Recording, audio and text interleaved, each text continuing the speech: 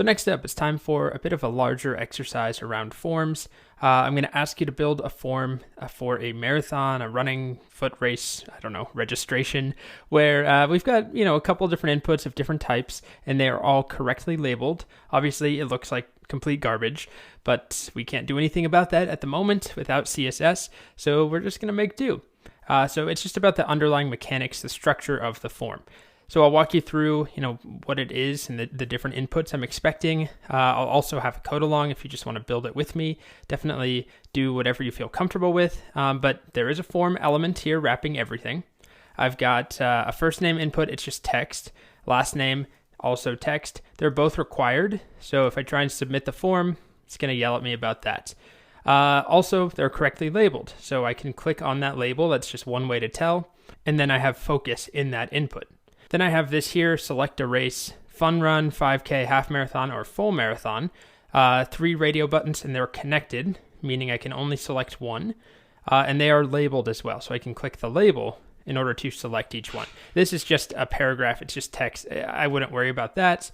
If you're trying to recreate this, just focus on the inputs. Then we have email. So email is going to be an email type input. If I try and register, it's going to tell me right now, I specified this is an email input and this is not following the correct pattern to be an email. Then our password. Then we've got this age group drop down where there's a label and I would like you to pick, some set of age groups. It really doesn't matter. You could just have 2 in here, 3. You don't need to copy exactly what I have, but there should be a drop down here with some options. And that's pretty much it. There's a button to submit. It doesn't matter where the form submits to. As we briefly talked about, forms are going to send data somewhere else. We don't have anywhere to send it. So it's just about creating the form itself. Also, I did use a couple of divs, and there's a paragraph here just to break things up. You'll notice like first name and last name are grouped together. You do not need to do that, but this is what it looks like if you don't use some sort of div or paragraphs or something to break your content up. We get a very long horizontal form.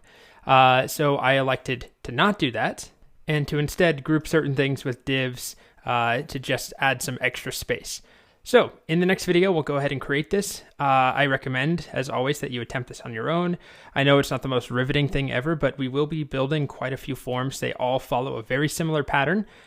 Even if they look nicer than this form, they still have the same underlying bones. So go ahead, give it a shot. In the next video, I'll code it up from scratch.